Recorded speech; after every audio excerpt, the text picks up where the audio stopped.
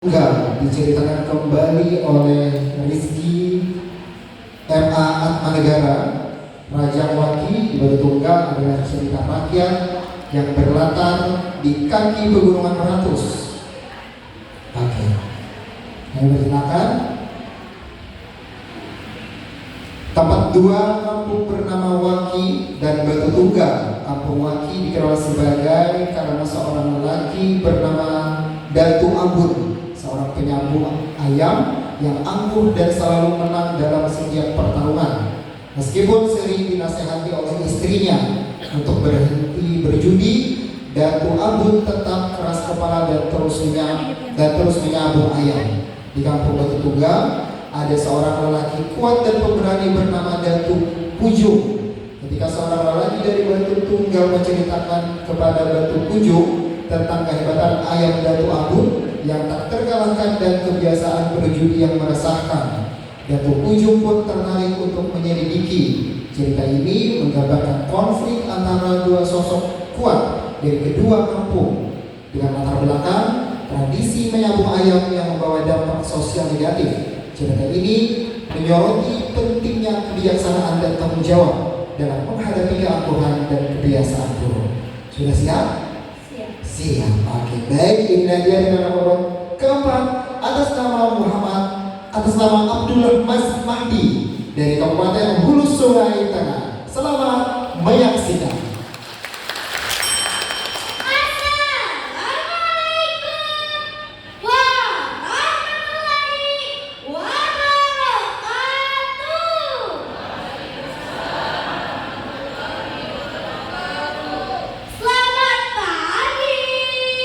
Pagi. Salam hormat kepada Dewan Juri dan teman-teman yang saya banggakan.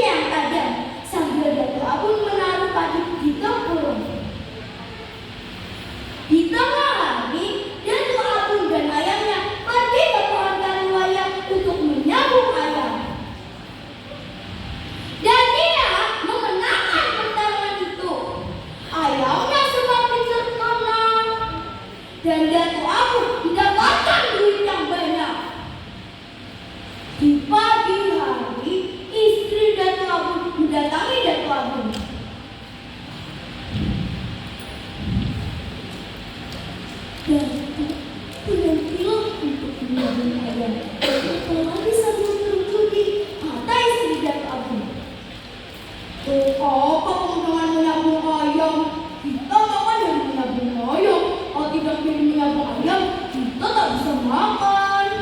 Jangan sok tahu deh kamu wanita, kata Datu Abu. Dan Datu Abu tak menghiraukan kata istrinya.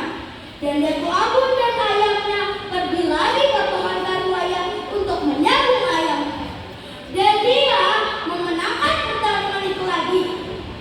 Ayamnya semakin terkenal dan Datu Abu meraih duit yang banyak sekali. Emang ayamku yang paling hebat di sini.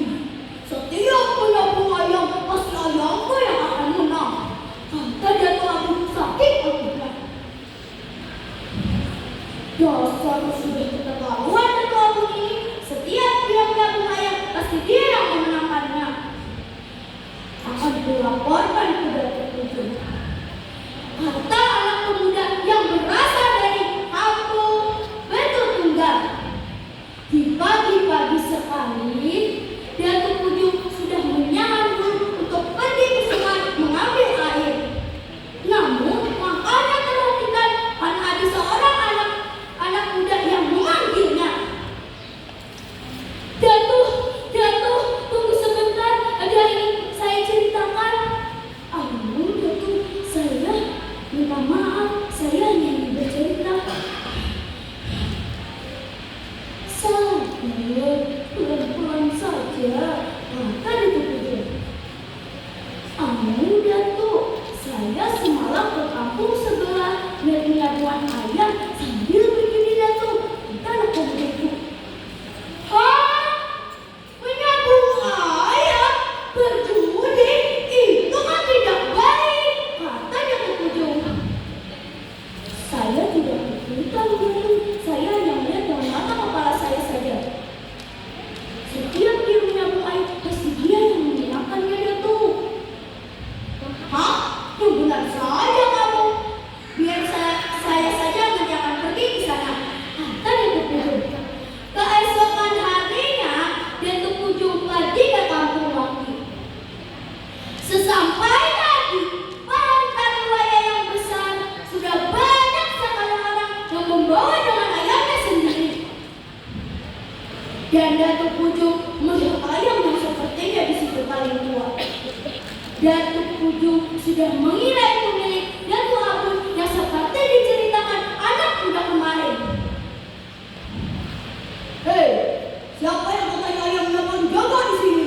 Kata Datu Tujuh tiba-tiba berteriak sangat kencang. Suasana menjadi sunyi dan semua orang terdiam. Ternyata ada orang baru ya di sini, kata Datu Abu. Oh, kamu yang Datu Abu itu? Perkenalkan, nama saya Datu Tujuh dari kampung Batu Tunggal. Iya, saya Datu Abu. Kamu datang ke sini untuk apa? Kata Datu Abu menanya balik. Sahabatku serang. Saya kesini hanya ingin melihat kekuatan ayam jagomu itu. Apakah bisa melawan ayam jagoku? Hah? Melawan ayamku? Yang pasti ayamku yang akan menang, kata Datu Abu. Lihat saja nanti akan menang siapa. Tunggu saya 3 hari lagi ke sini. Saya akan kembali ke sini lagi, kata Datu Tujuh dan berbalik badan dan pulang. Hari mulai malam. Di kampung waktu semakin sunyi. Namun hari yang ditunggu-tunggu juga akhirnya tiba juga. Datu Abu bergegas ke pohon karuaya untuk pergi menunggu Datu Tujuh. Orang-orang pun mulai berdatangan. Namun hampir setengah hari Datu Tujuh tak datang-datang juga. Dasar